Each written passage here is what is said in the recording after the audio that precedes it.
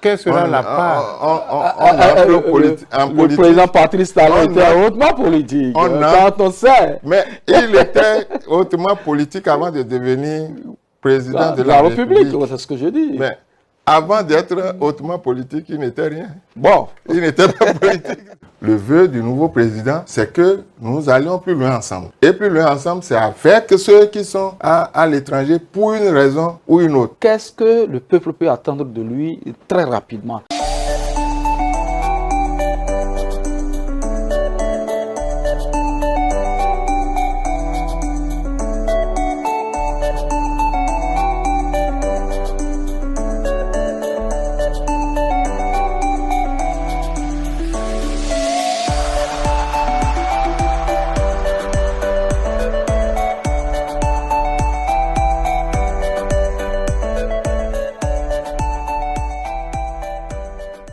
Un 58,75% de taux de participation, 94,05% pour le duo Wadain Talata, 5,95% pour le duo Rumpe Rwanou. Voilà les résultats sortis des entrailles de la Sénat, les résultats provisoires bien sûr sortis des entrailles de la Sénat et transmis déjà à la Cour constitutionnelle pour une restitution définitive. Avant cet acte tant attendu, plusieurs messages de félicitations fusent de partout. La marche irréversible de l'alternance enclenchée nous amène à marquer une fois encore un arrêt sur le bilan du président sortant Patrice Talon. Pour faire cet exercice, nous recevons pour vous un classique du régime de la rupture et membre influent du parti Bloc républicain Eugène Dossoumo. Patrice Talon, 10 ans de gouvernance, quel bilan peut-on en faire? C'est le thème de votre émission Free Speech. Mesdames et messieurs, bonjour et bienvenue sur votre chaîne Speedline TV. Sur ce plateau pour recevoir notre invité, je suis avec Alphonse Moïse Soudé. Mesdames et messieurs, à nouveau bonjour.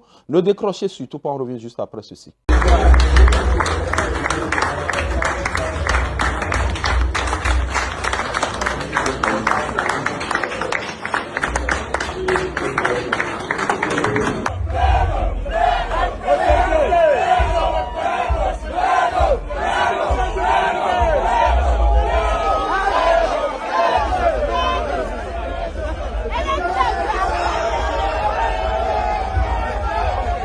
Félicitations à toute la nation. La nation béninoise, c'est la patrie que nos aïeux nous ont léguée. Et nous devons protéger cette patrie, défendre cette patrie, mais dans la paix et dans l'engagement patriotique de chacun de nous. C'est dans la paix que nous pouvons nous développer. Il n'y a pas de développement sans la paix. La paix est la condition sine qua non du développement. Donc c'est pour dire merci à tout le monde et féliciter le Dieu gagnant. Que Dieu nous garde et que tout aille bien pour nous, pour chaque Béninoise et pour chaque Béninois. Bonjour à vous, Landry Weton, bonjour à notre invité, et bonjour à tous ceux qui prennent la peine de nous suivre chaque fois et qui nous font leurs remarques. Oui, Eugène Dossoumo, SAP BR, j'ai souvent l'habitude de vouloir dire SAP Sénat, bon, SAP BR, secrétaire administratif permanent du Bloc républicain. C'est la deuxième fois que vous venez dans ce studio. Quel effet ça vous fait? Déjà, je vous remercie. Je suis très honoré de votre invitation. Je vous en remercie. Et je voudrais saluer aussi tous ceux qui nous suivent en ce moment. Vous me recevez, disons, au lendemain de la proclamation des premières tendances par la Sénat de l'élection présidentielle qui vient de se dérouler le 12 avril dernier. Alors, vous comprenez toute la joie qui m'anime face à la victoire à un fort taux de mon candidat, de mon duo candidat. J'ai été également membre de la coordination de campagne dans la 10e circonscription. Ça avait gradué USA. Et donc, ça c'est chez moi. Hein. Ah bon? Ah, je suis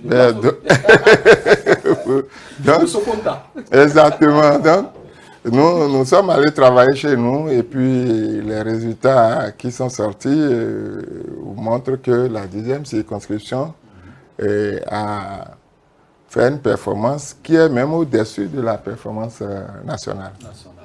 Donc, c'est un motif de joie. Mais je voudrais également profiter pour saluer la maturité politique du peuple béninois à travers ces acteurs politiques, et notamment le geste posé par le duo Hunkwe-Huanu, dès que les premières tendances ont commencé par prouver que c'est inéluctable, la victoire de l'autre camp est inéluctable.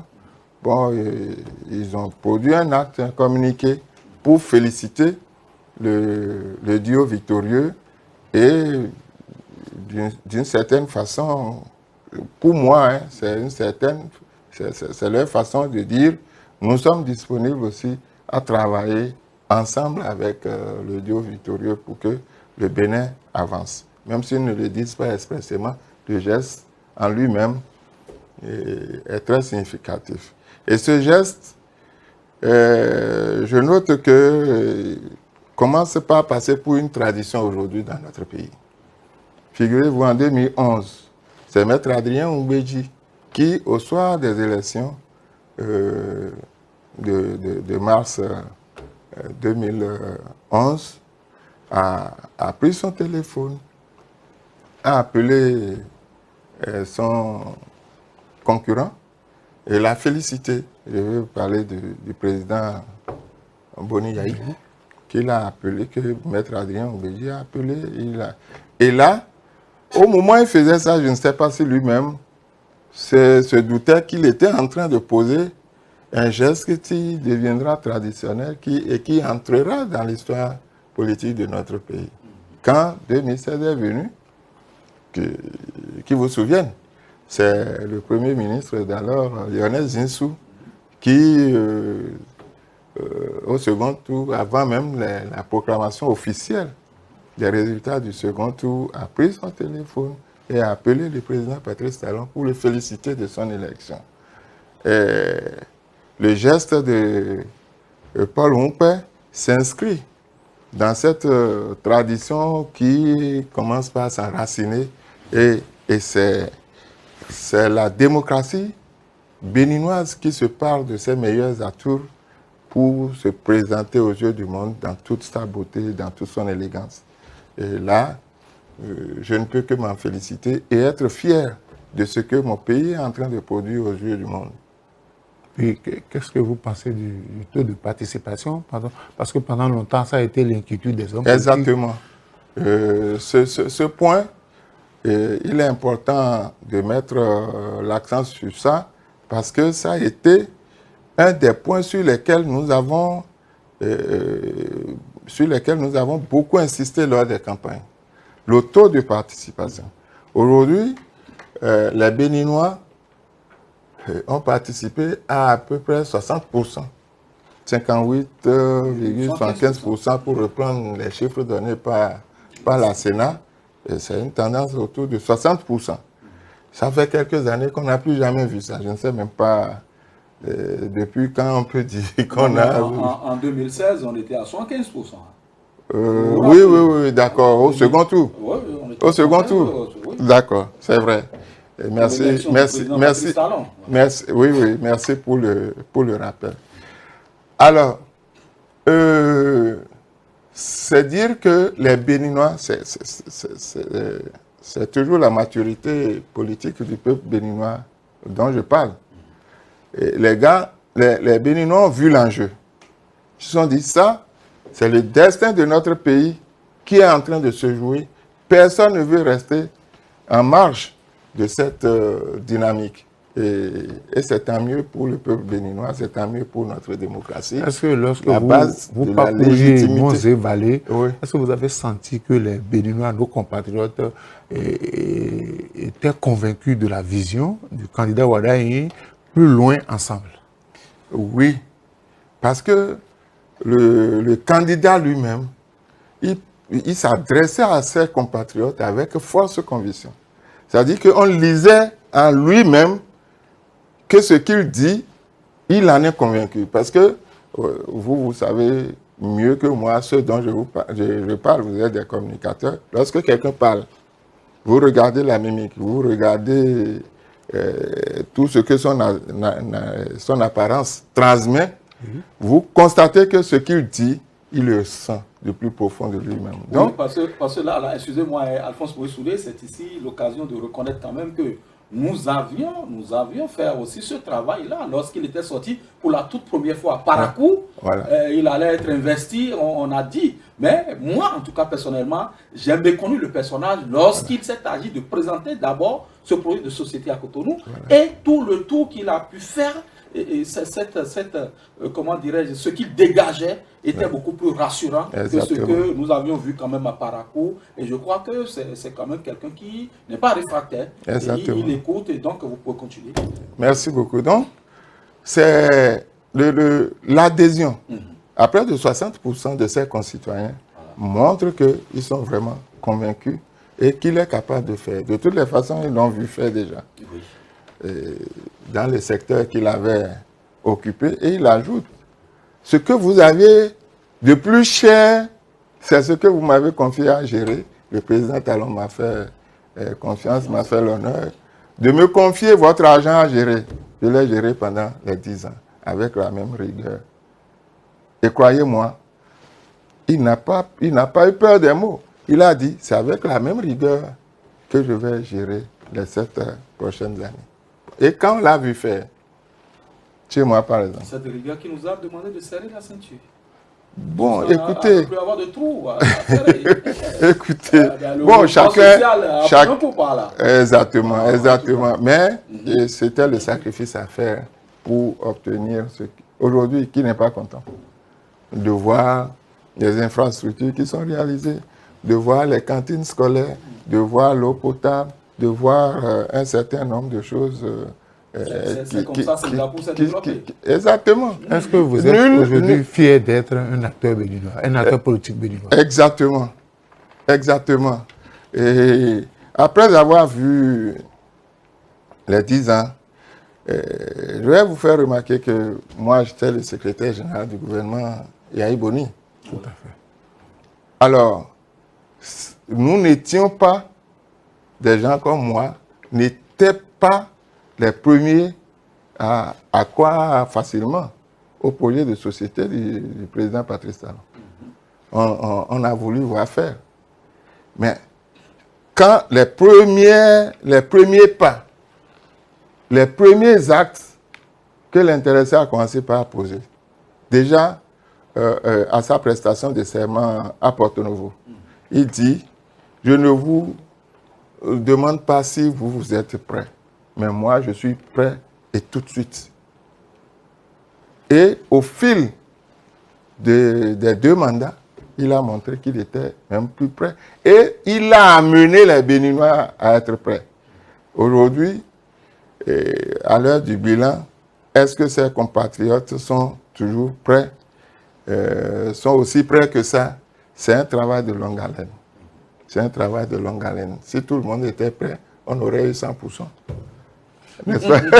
Si nous avons 60%, ça veut dire qu'il y a encore une petite marge de 40% sur laquelle il faut continuer de travailler, de sensibiliser, d'éduquer.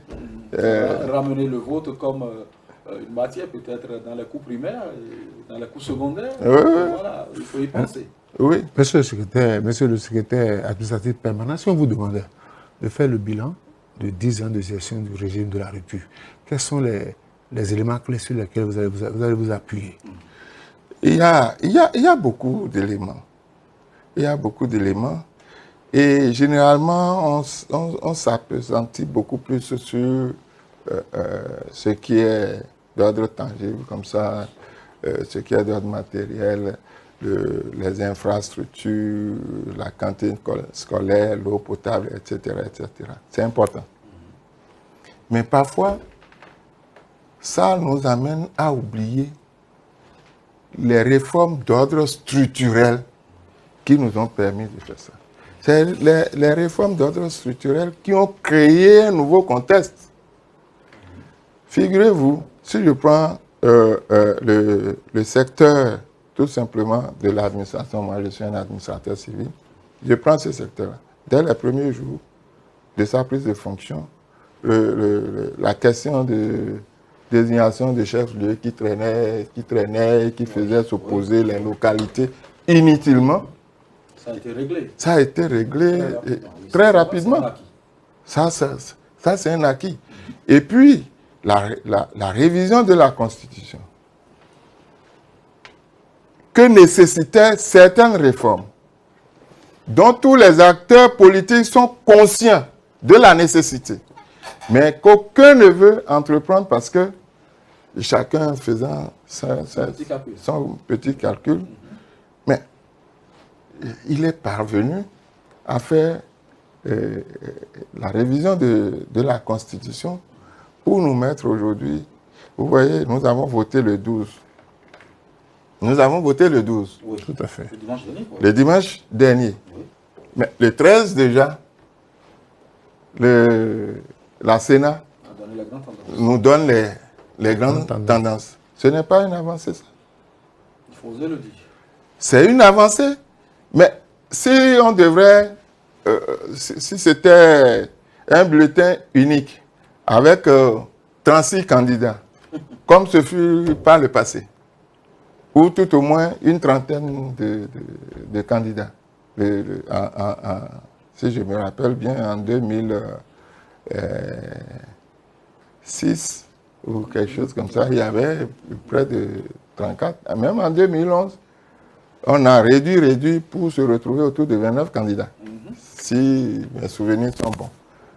Donc, 30 candidats, c'est des hommes, même si on dit que la Sénat s'est modernisée d'une certaine façon, mais c'est des hommes aussi qui actionnent les machines qui sont là-bas. Donc, ces réformes structurelles, comprenant des réformes de l'administration, des réformes de la digitalisation aussi. La digitalisation. Aujourd'hui, je ne sais même pas si nos enfants, nos petits-enfants vont connaître les services publics comme en un clic, ils sont dans leur chambre, ils peuvent obtenir. Ce n'est pas rien. Voilà. Ce n'est pas rien. Donc ces réformes-là, qui sont d'ordre structurel, passent généralement dans l'oubli, on se contente. Tout n'est pas que de manger. Encore que ça aussi, c'est du manger. C'est du manger. Donc voilà, secteur par secteur. Ça, c'est dans la vie, disons, les réformes d'ordre politique et institutionnel. Mais même quand on va dans les secteurs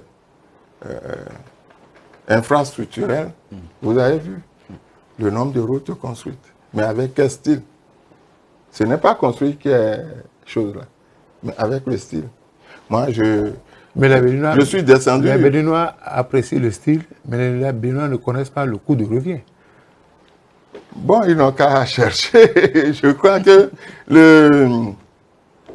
rien de beau ne s'obtient gratuitement. Ce n'est pas pour occulter les choses. Je crois que les marchés se déroulent et puis ceux qui gagnent les marchés sont connus. Ce que je voulais dire, et durant toute la campagne, il y a dans la 10e des localités qui sont difficiles d'accès.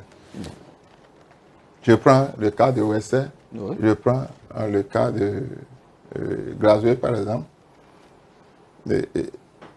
Le projet qui est en cours pour accéder à Ouessé, le projet n'est même pas encore à 50%. Nous avons roulé sur la route là comme si le bitume était déjà dessus. Je n'ai pas pu aller à Klankpa pour être honnête. C'est un peu plus en profondeur. Je n'ai pas pu aller là-bas, mais les camarades qui ont été ne se sont pas plaints comme on avait l'habitude de se plaindre. Je vais vous dire, par exemple, je prends Savé. Sur les 8 arrondissements que compte Savé, il n'y a qu'un seul chef-lieu d'arrondissement qui n'a pas encore de goudron, de bitume. C'est l'arrondissement de Kaboua. Et je sais que ça ne va même pas tarder parce que c'est à peu près un tronçon qui fait moins de 10 km.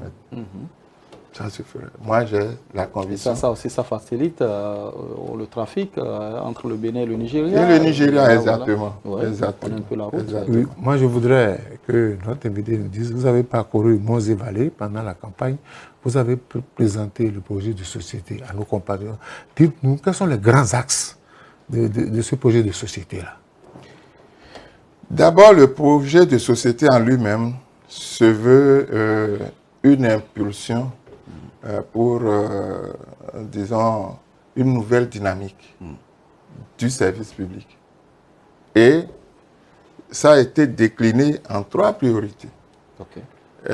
On nous a souvent reproché de ne pas nous occuper suffisamment du volet social. Hautement social. Bon.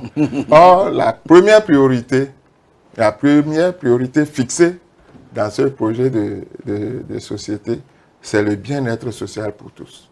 À commencer par la santé, l'éducation, l'eau potable, etc., etc. Et la deuxième priorité, c'est l'économie diversifiée. Et la troisième priorité, c'est la cohésion nationale et la cohésion nationale et l'unité. Et puis, au-dessus de tout ça, on n'a pas dit que ça c'est une priorité, mais nous sommes dans un monde moderne aujourd'hui.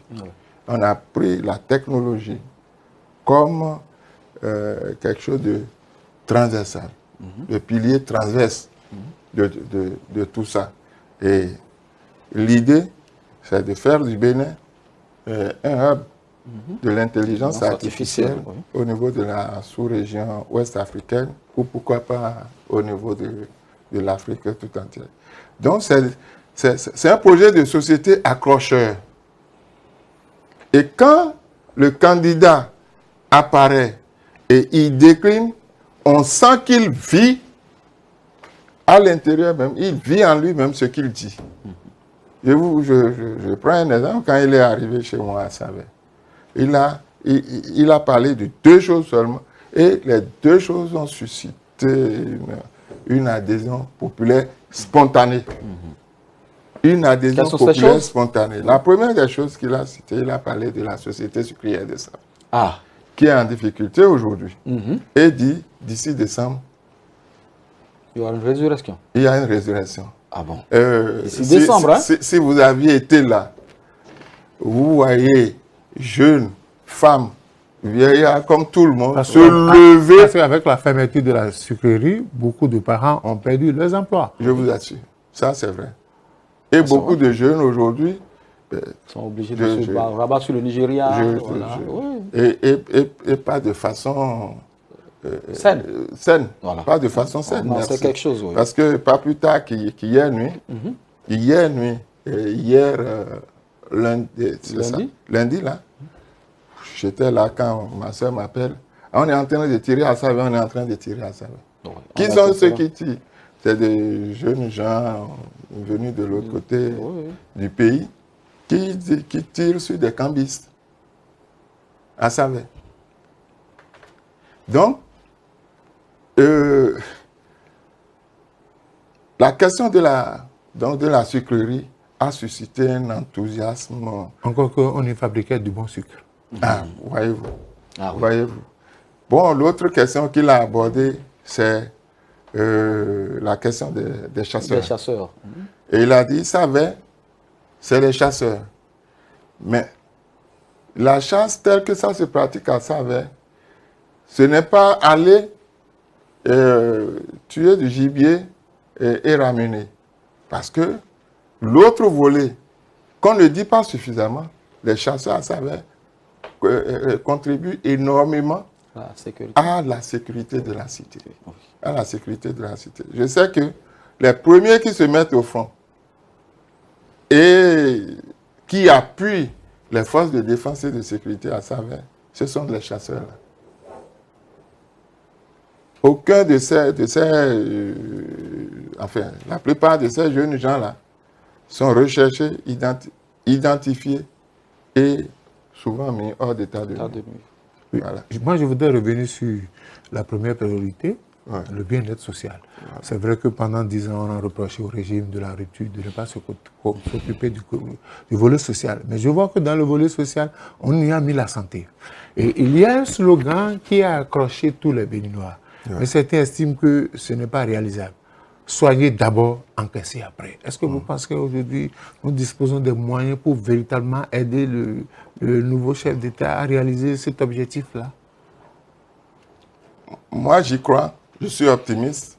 Je sais que durant les 10 ans passés, il y a certaines choses qu'a priori, on a pensé qu'on ne pouvait pas réaliser. Et à la fin, nous-mêmes, nous nous étonnons en tant que Béninois d'avoir pu réaliser ça. Et on se dit, mais tiens, on se révèle à nous-mêmes. On se révèle à nous-mêmes. Donc, c'est les réformes structurelles qui ont permis de créer un nouveau contexte. Parce que le contexte ancien ne pouvait pas permettre d'aller à ces résultats-là. Mais avec les réformes, on a créé un autre contexte, une autre ambiance. C'est vrai que vous avez beau faire, vous ne pouvez pas mettre le nouveau vin dans un ancien pot et espérer que il y aura toujours des brebis galeuses. Il y aura toujours quelque chose. On ne peut pas changer les Béninois du jour au lendemain. Non. C'est avec les mêmes qu'on va continuer de faire. Les gens ont déjà pris certaines habitudes. Exactement. Exactement. Exactement. Donc, et changer les mentalités, c'est quelque chose qui prend du temps. C'est un travail de très longue haleine, mais avec ce qui est en train de se passer, on a de bons espoirs, il y a de belles perspectives en vue. Quelles sont les premières priorités du président Wadahi, puisqu'il faut oser le dire, hein, c'est presque fait. Le 24 mai prochain, il va prêter serment. Qu'est-ce que le peuple peut attendre de lui très rapidement? Dans l'immédiat, les premières priorités. Dans l'immédiat, selon vous, hein, parce que je ne sais pas si vous êtes dans le secret des dieux. Non, je ne suis pas dans le secret des dieux, mais c'est des vœux qu'on peut... C'est des vœux qu'on peut peut-être exprimer quitte à lui, s'il en a écho, qu'il sache comment, qu'il tienne compte de ça. Ce qui est sûr, dès les premiers jours, il y a des formalités administratives qu'il doit accomplir. Prêter serment, mettre en place son équipe gouvernementale et, comment dirais-je, prendre connaissance des dossiers. Ça va vous étonner que le ministre d'État, je vienne encore dire qu'il doit prendre connaissance des données, des dossiers. Puisqu'il est censé les connaître, étant entendu qu'il est toujours avec le président Patrice Talon. Mais chaque position avec cette discrétion. Exactement. Donneur d'ordre. Et l'autre va lui passer, le président Talon va lui passer les témoins avec tout ce qui se disait dans des couvents auxquels il n'avait pas forcément accès. Enfin, c'est ça. Vous comprenez? Il y a le secret du pouvoir d'État. Ah, forcément. Qu'on ne partage pas toujours avec les collaborateurs. Donc, cela dit, quelles vont être les actions prioritaires, passer ces formalités? Moi, je crois que la priorité qu'il a établie, là, il n'a qu'à commencer par s'en occuper. Les trois priorités. Les trois priorités, mais au moins là où on va le sentir le plus tôt. C'est-à-dire la question du bien-être social pour tous. Mais vous ne voyez pas que la cohésion nationale devrait être une priorité? La plus grande priorité. Parce que pendant longtemps, on a reproché aux Béninois de ne pas se parler, on a reproché aux Béninois de ne pas s'écouter, on a souhaité que les Béninois de l'extérieur, que tout le monde rentre pour contribuer au développement du pays. Bon, ça c'est vrai, mais c'est un point très sensible et qui ne peut pas se résoudre comme en un claquement de doigts. Vous ne savez pas quelle est la situation de chacun dont nous parlons. Le vœu du nouveau président, c'est que nous allions plus loin ensemble. Et plus loin ensemble, c'est avec ceux qui sont à l'étranger pour une raison ou une autre. Il faut prendre chaque cas, voir ce qu'il faudrait faire. Mais il y a des cas qui vont se résoudre très rapidement. Il y en a d'autres qui vont certainement prendre un peu plus de temps. Et il y en a qui, malheureusement, qu'on veut ou pas, ne pourront pas se Mais résoudre. je crois que l'essentiel, c'est de prendre l'initiative, Ouais. que nous puissions nous parler. Il en a conscience. Il en a conscience. Il a mis ça dans ses 3 priorités. D'accord, mais nous avions entendu dire qu'on devrait passer à un dialogue national, un consensus national. Ça n'a pas été fait. Nous avons été aux élections. Pensez-vous qu'il est indispensable pour lui aujourd'hui de pouvoir fédérer toutes ces énergies afin de pouvoir démarrer son septennat dans la grande quiétude? Forcément pas pour démarrer. Ok. Mais chemin faisant, il faut qu'il y arrive. Et puisque lui-même, il en a conscience et qu'il a pris le dossier à bras le corps, il en a fait une priorité. Je crois qu'on peut déjà être optimiste quant aux actions qu'il va mener, dialogue national ou autre forme. Bon, il verra le contexte qui est le plus adapté pour convoquer un forum, je ne sais pas moi, ou je ne dirais pas quelque chose du genre conférence nationale de 1990, ce n'est pas de ça qu'il s'agit, mais lui-même, avec ceux qui vont l'entourer, ils vont pouvoir réfléchir sur la meilleure façon de faire revenir nos compatriotes qui sont à l'étranger. Je dis encore que les uns les autres ne sont pas à l'étranger pour les mêmes raisons. Et qu'il faut regarder de plus près ce qui est faisable pour chaque cas. Donc, il faut situer les responsabilités. Exactement. Chers amis téléspectateurs, vous nous suivez, et, vous avez compris que le thème de l'émission c'est Patrice Talon, 10 ans de gouvernance, quel bilan? Et vous avez aussi compris qu'on ne saurait dissocier ce bilan de ce qui vient très très bientôt, parce que celui qui est aujourd'hui plébiscité pour être le prochain président de la République est quand même sorti comment dire, je ne dirais pas des entrailles, mais sorti de l'écurie, Patrice Talon. Et donc, c'est normal que dans un chevauchement des analyses, qu'on puisse parler du président Patrice Talon et parler aussi du président Romuald Wardani, avant même qu'il ne soit investi. On peut déjà l'appeler comme ça, parce que c'est une question d'heure. Il suffit que la Cour constitutionnelle puisse confirmer cela et que nous commençons par nous préparer pour son investiture le 24 mai. Et cela se fera-t-il du côté de Porto-Novo ou à Cotonou? On n'en sait pas grand-chose. D'une façon ou d'une autre, on sera informé les jours à venir. Mais j'ai une question presque, je ne sais pas comment je vais la qualifier, pertinente, je ne sais pas. On nous a dit, n'étant pas hautement politique, technocrate, bon teint, fin, et c'est pas que vous, pas vous personnellement, mais que les partis politiques, à savoir l'Union progressiste de Renouveau, l'UPR, c'est vous qui devrez l'accompagner, mais j'entends dire, je ne sais pas, quelle sera votre lecture tout à l'heure de la question? Est-ce que tout le monde accompagnera le président Romuald Wardani dans l'exercice de son septennat? C'est souhaité. C'est souhaité que tout le monde puisse l'accompagner. C'est souhaité. Mais ça peut ne pas être possible.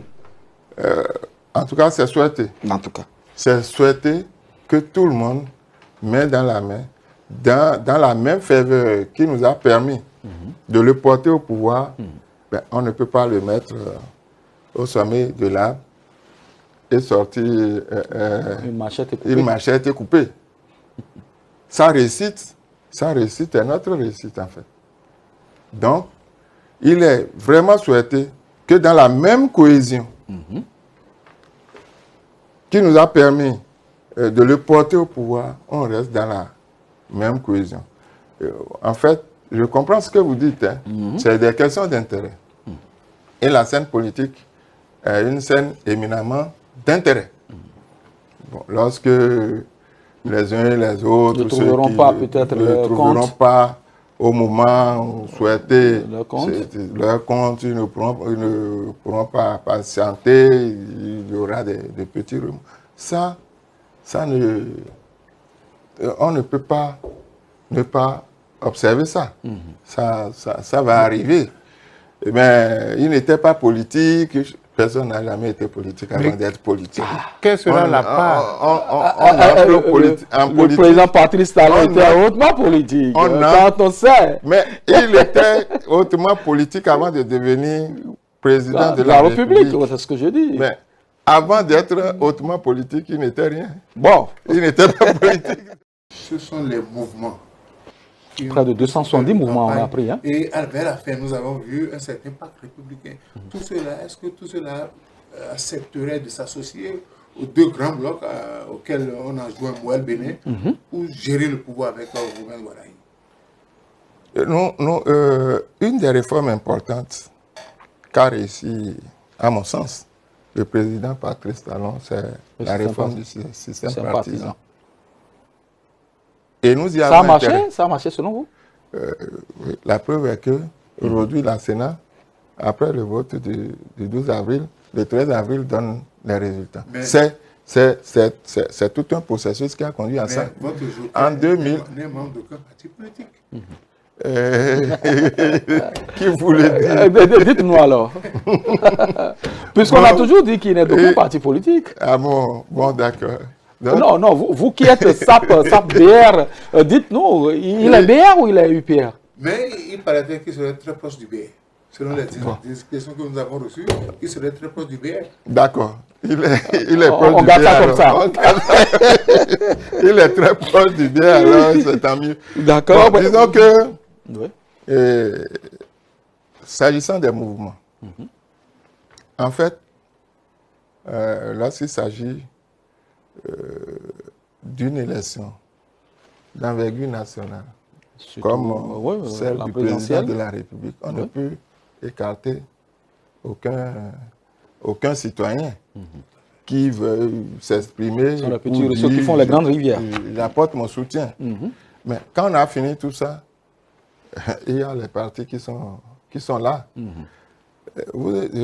La remarque, l'observation que j'ai faite, c'est que la plupart des animateurs de ces mouvements sortent des partis politiques. Parce qu'ils ont un peu plus de moyens et veulent se faire. Ou se trouve la discipline de groupe. Exactement, c'est ça. Ils veulent leur compte au sein des partis politiques. Soit, c'est possible. C'est possible. Mais ce qui est sûr, avec cette constellation de mouvements, il va falloir mettre de l'ordre.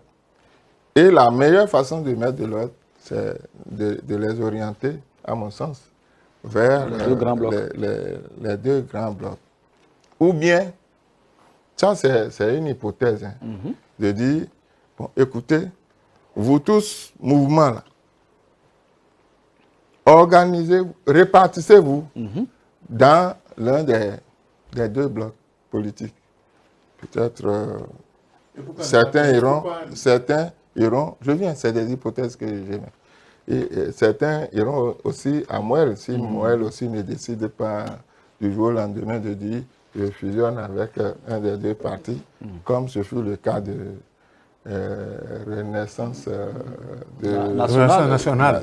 C'est national? Oui, Renaissance nationale de Claudine Prudencio. IDBN d'hier, voilà. IDBN d'hier, qui a fusionné avec l'UPR. Oui.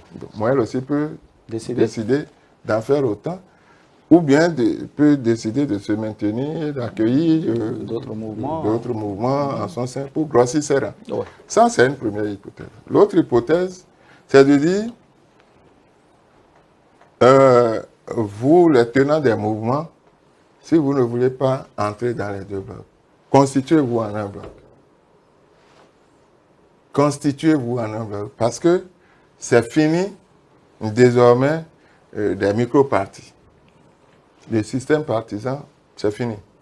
Bon, s'ils peuvent et qu'ils se mettent dans les conditions prévues par la loi et que le ministère de l'Intérieur trouve que ils ont rempli les conditions pour... les formalités administratives et c'est acceptable. Bon, ils peuvent se mettre. Mais je parie qu'on a rencontré près au bas mot, près de 200 mouvements. Hein. Il y a près de 270 mouvements. Voilà. Il y en a près de 270 dans l'arène. Mouvements qui sont sortis de tout. Et la plupart sont animés par des militants des partis. Pas des militants des partis. N'est-ce pas là la pagaille? Bon, c'est une discipline de groupe. Et à ce niveau-là, il faut on a vu l'intérêt. Bon, chacun voulait se montrer, se rendre plus visible, mais c'est au sein des partis là qu'on est encore plus visible. Parce que moi, je pense que nous avons réussi quelque chose d'extraordinaire dans ce qui vient de se dérouler le 12 avril. Là. Et qui vous souviennent que en 2006, si mes souvenirs sont bons, le bulletin unique présentait plus de 30 candidats. En 2016, on était les premières estimations, avant que la Sénat n'élimine certains, on avait déjà dépassé 34. Et progressivement, on les a ramenés à 29. Avec 29, quelle que soit la bonne volonté de ceux du personnel de la Sénat, vous pensez qu'on peut donner des résultats dans un délai avec autant de célérité? Ce n'est pas possible. Puis il faut, même ceux qui ont 0,00, il faut compter. Et écouter tout ce qu'ils vont raconter avant de pouvoir délibérer. Donc c'est en cela que il peut y avoir des partis, hein, d'autres partis peuvent se former, mais ça va être pour quel objectif? Quand on sait que le syndrome attaque toujours chaque régime, on a vu Feu Mathieu Kérékou avec l'UBF dans ce pays, et quand Yahi Boni est arrivé, on a vu son parti, FCBE, le président Talon est venu, on a vu PRBR, Romain Ouaddaï viendra sans un autre parti, on attendra de encore voir. Encore qu'en 2033, pour sa réélection, encore qu'en 2033, pour sa réélection, Romain Ouaddaï n'aura pas besoin de parrainage. Bon, voilà. Et ça questionne sur l'utilité de multiplier de partis qui ne pourront pas aller aux élections avant peut-être 2033. Et de toutes les façons, même s'ils vont aux élections et qui détiennent des parrainages, des bulletins de parrainage, ça va leur rester dans les bras. Pour revenir à votre question, quand vous avez remonté l'histoire avec Feu Mathieu Kérékou, UBF, et avant lui, la Renaissance du Bénin. Le président Soglo, Renaissance du Bénin, Kérékou, UBF, FCBE, etc. J'ai parlé des réformes structurelles qui ont changé le contexte politique aujourd'hui. Il faut prêter attention à ça. D'accord. À l'époque, le contexte était favorable. La charte des partis politiques, à l'époque, nous permettait à trois, comme on est là, de créer un parti. Même dans notre salon. Le multipartisme intégral. Le multipartisme, de créer un parti.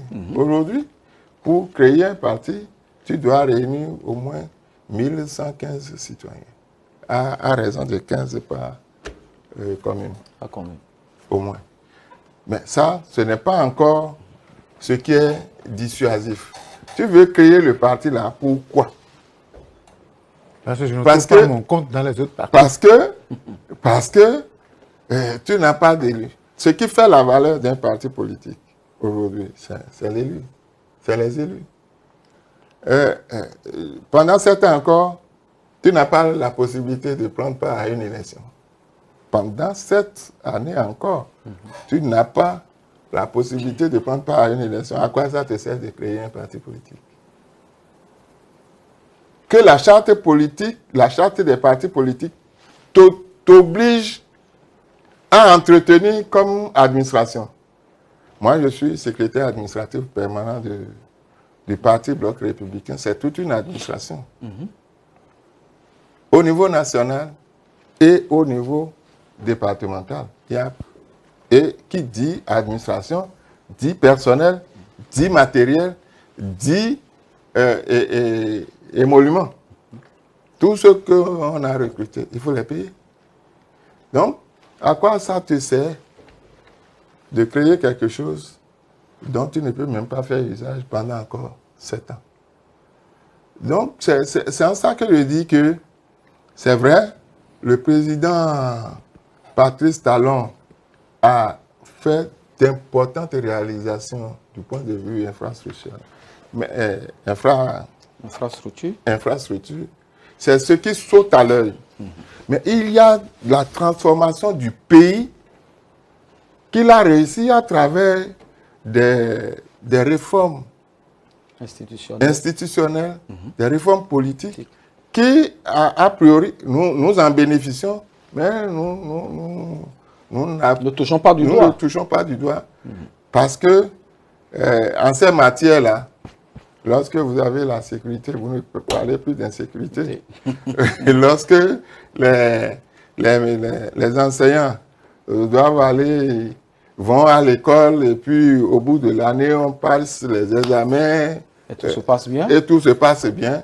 On oublie il fut un moment, il y a eu des grèves. Des grèves, ça c'est vrai. Des grèves, comment on les appelait, choses ici. Bon, bref, c'est tout ça. C'est à cause de tout ça que moi je dis, les contextes ne sont plus les mêmes. D'accord. Est-ce que vous pensez que Ouaddahi, une fois installé au palais de la Marina comme président de la République, aura vraiment les coups de franche vis-à-vis de Patrice Talon pour diriger le Bénin? Je crois. Je crois parce que pour avoir vu faire Patrice Talon, je crois au personnage. J'ai une foi inébranlable en ce qu'il dit, c'est-à-dire la cohérence entre ce qu'il dit et ce qu'il fait. Je crois qu'il a répondu à cette question-là dans un monde populaire. Il dit, je prends ma retraite. Mais prendre ma retraite ne veut pas dire que je n'agirai pas sur la scène politique. Et moi, je pense même que ce serait une perte énorme pour... qu'on ne puisse pas capitaliser. Qu'on ne puisse pas capitaliser une expérience aussi gigantesque pour notre pays. Alors, il va certainement s'asseoir, comme il le dit, au Sénat, avec son aîné Soglo, ses aînés Soglo et Boni, et les autres membres de droit, les anciens présidents de l'Assemblée nationale, les anciens présidents de la Cour constitutionnelle, etc., etc. Voilà. Nous allons faire rapidement un tour du côté de la régie et on va revenir après. Speedline TV désormais très proche de vous. Pour vos réalisations et diffusion de spots publicitaires, publics reportages, couverture médiatique, émissions, communiqués, avec Speedline TV, c'est presque gratuit. Vous avez des meilleurs prix. Pour tous vos produits et services, nous vous offrons des espaces publicitaires à travers nos émissions, nos feuilletons et séries. Profitez de notre période promotionnelle pour atteindre vos clients partout sur le territoire national, partout en Afrique et dans le monde entier. Avec Speedline TV, votre visibilité est assurée. Speedline TV est situé à Akpapa, au téléphone 99 00 84 49. Speedline TV, votre télé. Voilà, nous sommes de retour sur ce plateau. Nous sommes pratiquement à la fin de cette émission. Monsieur Eugène Dossoumo, SAP-BR, secrétaire administratif permanent, acteur politique, membre influent du parti Bloc républicain et classique du régime du président Patrice Talon. Et nous sommes pratiquement à la fin de cette émission, mais aussi à la fin de ce régime 10 ans. Et vous avez certainement des gens à qui vous voulez dire merci, au-delà du président Patrice Talon, peut-être des collaborateurs et tout. Et aussi, ce sera peut-être votre mot de fin. Et bien évidemment, la première personne à qui je m'adresse, c'est plutôt au président Patrice Talon. Et lui dire mes félicitations pour ce qu'il a pu faire. Nombre de ses compatriotes n'ont pas cru qu'il ferait ce qu'il a fait et il a réussi à donner la preuve au monde entier qu'il est un homme de parole. Il sait tenir parole. C'est ce qu'il a fait en accompagnant son dauphin jusqu'à la victoire finale. On lui tire chapeau. On lui tire chapeau pour les nombreuses réformes qu'il a entreprises et qui ont transformé aujourd'hui le Bénin. Et quand le président Wadayi en parle, il dit les 10 ans que nous avions passés nous permettent aujourd'hui de nous occuper, d'être encore plus près des Béninois, parce que le contexte d'avant n'était pas forcément des plus favorables. Et avec les réformes, on a transformé ce contexte-là. Et aujourd'hui, l'environnement est beaucoup plus favorable pour mener des actions en faveur des populations. Je voudrais également saluer la maturité du peuple béninois tout entier. Et ça, la maturité aussi du camp Ouanou, et qui a su participer au processus électoral jusqu'au bout. Et qui, dès qu'il a pris conscience de son échec, s'est comporté non pas en mauvais perdant, mais en bon citoyen pour assurer la paix et la sérénité. Enfin, tous les acteurs politiques à tous les niveaux qui se sont impliqués dans ce processus-là ont donné la preuve que notre Bénin est un et indivisible et qu'il restera toujours debout. Merci. Alphonse Moïse Soulé, nous sommes à la fin de cette émission. Oui, je remercie notre invité qui a répondu à notre invitation et qui a fait un tour d'horizon de tout ce qui a été fait et de tout ce qui pourrait être fait.